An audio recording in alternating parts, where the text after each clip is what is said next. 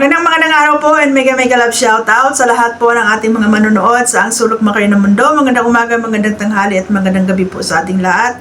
Sana po ay nasa mabuti kayong kalagayan. Ito naman si Kapitana ni Heights, ang kapitan na walang barangay pero maraming tanod ang nakabantay. So ayun na guys, no? Grabe, na-overwhelmed talaga ako.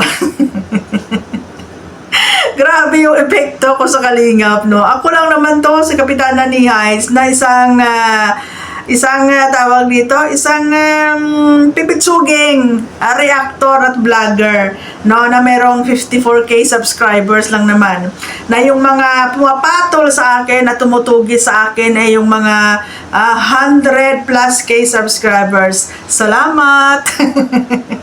So kamusta Kalingap? Busog na busog sa content, dighay na dighay, no? Anyways guys, hindi ako makapag-live kasi dumating na yung amo ko at yung alaga ko, so hindi ako pwedeng mag-live ng mahabaan. So, konting reaction video lang to, no? So, na-trigger kayo doon sa sinabi ko na malaking kawalan si Beyonce sa inyo, no? Tapos, kung ano-ano na yung mga pinagsasabi nyo sa akin. Unang-una, basta mga Marilyn, mga mahilig kumain na suka, no? Okay, saan ba ako mag-uumpisa? Grabe, no, ang dami ninyo, no? But anyways, na-overwhelm ako doon kay Sir July Ponil. Pumasok sa live ko, nagpalipad pa para mapatunayan lang na akala niya nagsisinungaling ako, na sabi ko hindi naka-turn on ang monetization kung nag-live ako. Hindi talaga naka-turn on yon, diba? Diyan sa mga nagla-live streamer, diba? Bago tayo mag-live, tina-turn on natin yung monetization para magkaroon tayo ng ads, no? Pero it doesn't mean na ang dollar sign mo ay mawawala din, no? Basta monetize ka, ang dollar sign mo dyan talaga yan, no? Ang monetization, yan ay i-turn on mo para magkaroon ka ng ads, no? So, thank you sa 250. Pero hayaan mo, pag nakapag-live ako, mag-share din ako ng blessings sa'yo. Ngayon, nag-post na naman si Kuya Bal. Di ba? Ayaw nyo na pupuna na talaga namang gumanda ang buhay nyo dahil sa pagbablog, no? Tapos, alam nyo kung tutin, deserve nyo naman yan. Deserve nyo naman yan kasi nga, trabaho nyo yan eh. Kung si Bopil pa nga, negosyo nyo yan eh. Di ba? Si Marilyn Chang, negosyo nyo yan eh. So, deserve nyo naman yan kung gumanda yung buhay ninyo at kumita kayo. Kasi as a vlogger, kikita ka naman talaga. Pero bakit kayo nasisilip? Kasi ang hilig nyo manumbat, no? Totoo naman talaga. Hindi ko naman sinabi na kahit isang tuka. Kasi sabi ko, hindi naman ganun kahirap, pero kung i-compare mo yung buhay ngayon, gumanda naman talaga yung buhay ninyo. Hindi naman kayo kagaya ng iba ng mga vlogger na yung kinokontent nila, yung mga sarili nila. Imagine, charity vlogger kayo, no? May ginagamit kayong mga mahihirap para meron kayong mai-content. Tapos, ang ginagawa nyo, nanunumbat kayo, kaya kayo nabubutasan. Nakita ko pa dun sa comment, bakit daw hindi ko daw punain si Daddy Frankie at si Pugong Biyahero? Excuse me. Si Daddy Frankie, bago yan mag-charity vlogger, may negosyo na yan. At si Daddy Frankie, yung mga beneficiary niya, hindi niya ginagawang artista or pinagtatrabaho. Same lang din kay Pugong Biyahero. Okay? Ngayon, punta tayo dun kay Bopil, no?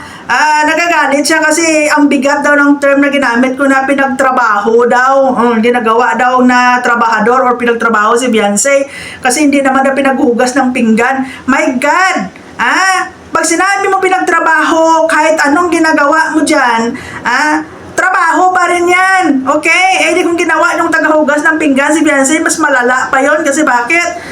In-scout yan para maging beneficiary tapos gawin yung utusan. So, ibig sabihin, Sis Popel, dahil hindi ka naghuhugas ng pinggan yan sa channel mo, hindi ka nagtatrabaho? Come on! Common sense! Tapos, di ba, professional pa kayo nilalaman? Compare sa akin at sa inyo, di hamak na mas professional naman ako. Kasi bakit? Tingnan nyo nga yung mga content ninyo. Mura kayo ng mura. Tapos sigaw kayo ng sigaw sa channel ninyo, yung mga thumbnail ninyo, mga pamabalahura. My God! Tapos ano sabi mo, Marilyn Chang? Nakikinamin ka, Ay, Marilyn Chang! Ako kahit ganito lang ako, at least, consistent ako sa pagiging kritiko sa Kalingap. At never ko minura si BSM at si Kalingap Prab. Hayaan mo, ipi-play ko dito yung pagmumura mo next time. Hindi ako kagaya mo, murahin mo, i-PI mo si BSM, tapos maya-maya, sisimod-simod ka na naman doon, kakapit-kapit ka na naman. Ikaw yung tao na para kang tumbak-tumbak, patalon-talon ka. Wala kang consistency, wala kang palabra de honor, no? Yung utak mo rainbow color. Ako, hindi ako masisilaw, no? Hindi ko kailangan kumapit kung saan-saan, kahit nag-iisa lang ako, okay lang. Di ba? Niligaw-ligawan mo ako na mag-partner tayo. Ang dami mo sinabi sa akin about sa Kalingap. Ngayon, buti na lang di talaga ako nagtiwala sa'yo kasi alam ko talaga utak mo rainbow. Di ba? Kritiko man ako ng Kalingap, pero consistent ako sa pag-criticize sa Kalingap at hindi lang lahat bashing. Constructive criticism at meron ako mga pinupuri din dyan sa Kalingap kung maganda naman yung nakikita ko, hindi kagaya mo. Maglasing-lasing ka dyan sa live mo, mura-murahin mo, i-PI mo si ABSL, tapos ngayon kakampi-kampi ka sa Kalingap, nakikiamin ka, akala mo naman, tapos sabihin mo, negosyo ng Kalingap yan. Oy, kritiko ako, reactor ako kahit sino, pwede kong reaksyonan. Di ba? Kung ano-ano, matsimpuhan lang talaga, no, sagutin ko kayong lahat. Ikaw naman, Sangkay, total chismoso ka din naman, i-content mo na rin dyan na meron akong kabit na tanod. Lahat ng mga akusasyon ninyo, make sure na meron kayo ilalabas na resibo. Kasi yung mga budol-budol issue na yan, nung time na sa TAC ako, hindi nila kayang ribatan, ginawa nila ako ng issue ng 200k na yan. Actually, si Mami Chu naman naglabas niyan yung parang pang-asar niya yan sa mga bashers ko. No? And then, walang sponsor na umangal dyan kasi alam nila na yung pera na tinulong nila direct yun sa pasyente, hindi ako ang humawak. Okay? Kaysa naman ikaw, tested and proven, napatolpo ka pa kung gano'n ka budol. May sakit na ngayon tao, binudol mo pa. At least ako, humingi ako ng tulong sa mga sponsor para maipagamot yung pasyente na yon. Ano lang nga yun dugtong buhay na nga yun kasi critical na yon. At least yung pera, diretso yun sa pasyente. Okay? Kahit pa paano narugtungan yung buhay nila kasi maliliit pa yung mga anak noon. Months pa lang yung mga anak noon. Kaya tinulungan ko yun kahit man lang 2 buwan marugtungan yung buhay nila. At least dugtong buhay yun. Kaysa naman sa'yo, may sakit na nga yung tao, bubudulin mo pa. My God! Nakarinig lang kayo. Alam mo yung issue na yan? Ginawa nila yan na pang personal attack sa akin dahil hindi nila ako marabatan. Inisyo din yan sa akin sa Medit community na hindi nila ako maribatan. Shout out din sa mga sponsor ni Medit dati, pa-plastic nyo din. Okay? And then, ngayon na naman, hindi nyo ba kayang rumibat sa issue at personal attack nyo ako dyan sa 200k na yan? Patunayan mo, Sangkay! Oh my God! Kahit pasirain nyo ako yan, durugin nyo ako dyan, malinis sa konsensya ko. Alam ng mga nag-sponsor yan na yung pera nila diretso sa pasyente nila pinadala, hindi dumaan sa akin. Mga syunga-syunga. Okay? Ano pa? Nagalit kayo doon sa sinabi kong malaking kawalan si Beyonce. Totoo man diba di kayo makamove on? Nagalit kayo doon sa igit-igit. Hoy, tingnan nyo nga sa Facebook kung ano-ano yung mga pangalan ninyo. Si Bopil, Idjit, no, merong Idbre, merong mga Idbrit, ang daming tawag-tawag doon sa Facebook. Tumingin nga kayo kasi wala pa namang official talaga na pangalan ng dalawa. Kanya-kanya kayong bigay ng pangalan. O ngayon, sabi ko Idjit, may nag-comment na Igit. O binasa ko lang naman, galit na galit kayo. At saka sabihin niyo bakit si Bridget pinapakailaman ko. Bakit? Igarapon niyo si Bridget kung hindi ayaw niyo mapag-usapan. Minura ko ba si Bridget? Personal attack ko ba? Binastos ko ba? Natural lang yan sa reactor, magre-reaction ako. Pero kung compare sa inyo, ang babalahura nyo, ang babastos nyo, pagkatapos nyo murahin yung tao, ngayon dilaan ninyo, diba? Ang pa-plastic ninyo. Ang pa-plastic ninyo. Kahit mali, gawin yung tama para para may pakita yung loyalty ninyo. Mga litsugas kayo. Ngayon, Kuya Bal, hindi mo matanggap. Napahiya ka na patulpo. Dapat lang, deserve mo talaga naman mapatulpo. Bakit? Ang tanong mo, bakit ikaw ang pinatulpo? Panoorin mo ang episode 98. Bakit ipapatulpo ni Beyonce si Edo at saka si Kalinga Prab, meron silang usapan, nagkaroon ng settlement no? Tapos na, nagpakumbaba na yung bawat isa na kahit matapos na yung EDSA, si Beyonce nasa Kalingap pa din. Pero ikaw yung hindi tumigil sa kakapost, baka nakalimutan mo yung mga post mo sa Facebook at yung mga content mo sa live. Di ba? Kasi kung tinanggap mo lang yung desisyon nila na ituloy pa rin naman, dyan pa din naman si Beyonce sa Kalingap kahit wala na EDSA. Wala sanang gulo kasi ikaw yung hindi marunong tumanggap. Di ba? Bakit?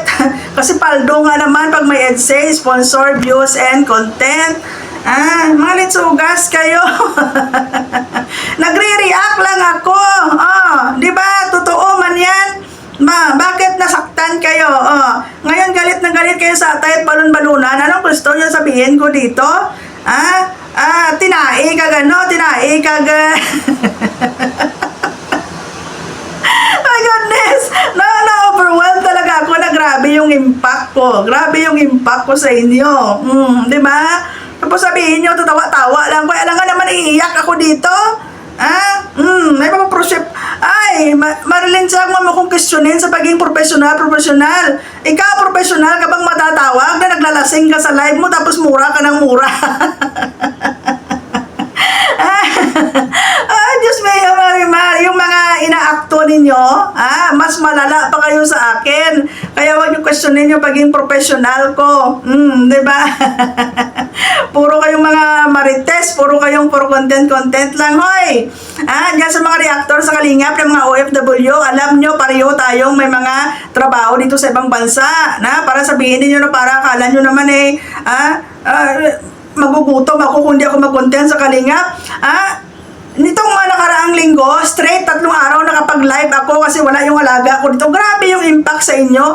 Ako tutuusin nung mga nakaraan, hindi nga ako nagla-live kasi busy ako dito. How much more pa siguro kung talagang araw-araw na talaga ako nagla-live at kinukontent kayo, mapusa na ginangap doon nyo. Kung araw-arawin ko siguro kayo, mapusa gidi-updo ninyo. Bakit? Nagagalit kayo. Bakit? Nasasaktan kayo dahil totoo? Totoo man yan. Huwag niyong kalimutan. Okay? Si Beyonce, pinagtrabaho ninyo ng 2 taon. Pinagtrabaho ninyo. Ngayon, kung sabihin ninyo na deserve ninyo na gumanda yung buhay nyo kasi pinaghirapan nyo yan, nagtrabaho kayo, nag-vlog kayo, kailangan talaga kumita kayo. Well, hindi ba deserve ni Beyonce kung ano din yung napakinabangan niya dyan sa 2 taon sa Kalingap? Kasi pinagtrabaho nyo. Okay? So, kung tutuusin, pareho kayo nakikinabang. Kaso lang, mahilig kayo manumbat ng manumbat, kaya kayo nabubutasan. Akala nyo naman hindi kayo nakikinabang. Ngayon, kailangan pa pala na maghugas ni Beyonce ng pinggan dyan para pasabihin yung pinagtrabaho. What kind of mindset? Ariyo, wag kayo marunong magtali-talinuhan kung hindi nyo kaya na ay goodness, kailangan ko pa ba sabihin?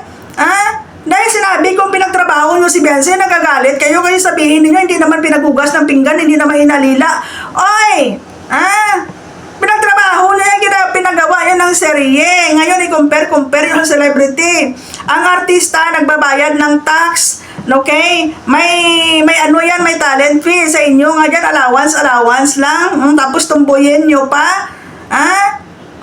Sa bunganga nyo mismo nang galing na ang binibigay nyo kay Beyonce, allowance. Tapos kayo, pumapaldo kayo, tapos sumbatan nyo pa si Beyonce ngayon. Huwag kasi kayong manumbat para hindi kayo mabutasan kasi ang dami naman yan dati. Sabi ko nga dati, ganyan din naman ang ginagawa ng Kalingap.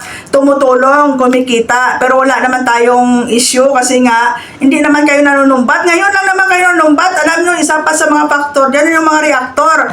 Kayong mga reactor, kayo yung nakakasira ng community. Bakit? Mas magaspang pa yung bunganga nyo compare dyan sa sa mga talaga kay Kalingap Rab. Tingnan nyo yan si Kalingap Rab, hindi nanunumbat, pero kayo mga reaktor, sumbat kayo ng sumbat. Hindi kayo nakakatulong. Diba? Mga anay kayo sa community nyo, magagalit naman kayo. Pikon na pikon kayo, pati emoji. Apektuhan kayo. My God!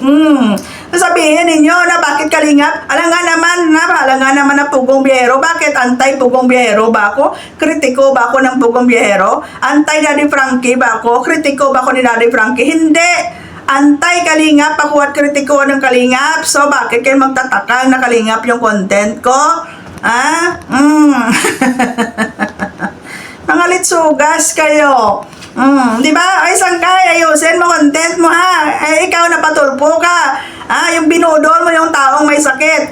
Humingi ako ng tulong sa mga sponsor para doon sa dugtong buhay ng may sakit. Okay? At hindi ko hawak ang pera kasi yung mga sponsor. Alam mo kung bakit walang sponsor nagreklamo yan, Sangkay? Mula sa Timabot Kamay hanggang sa Medit community na kinontent yan. Kasi alam ng mga sponsor na hindi nila sa akin pinadala yung pera. Diniretso nila sa pasyente at nakita nila na ang pasyente ang may hawak ng pera nila.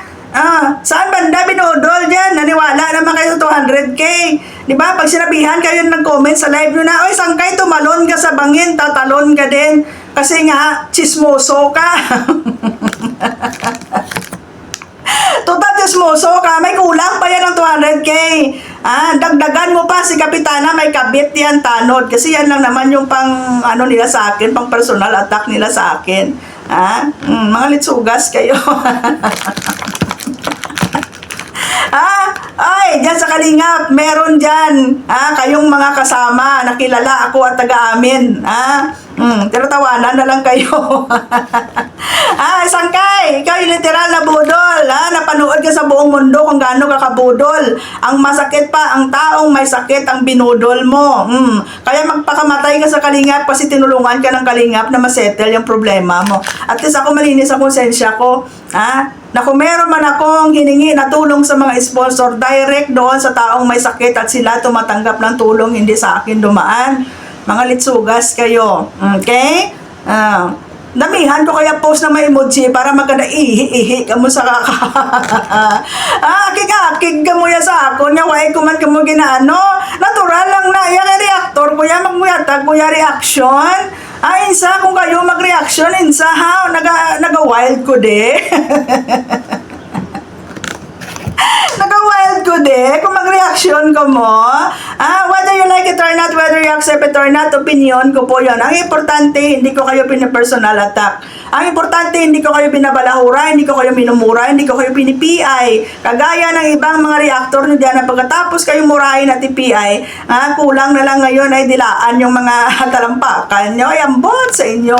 O sige, hasta na lang dire, kayo makitain na lang tako mag-live ko liwat. Damo-damo, ginga salamat, yung mayong adlaw sa inyo, tanan.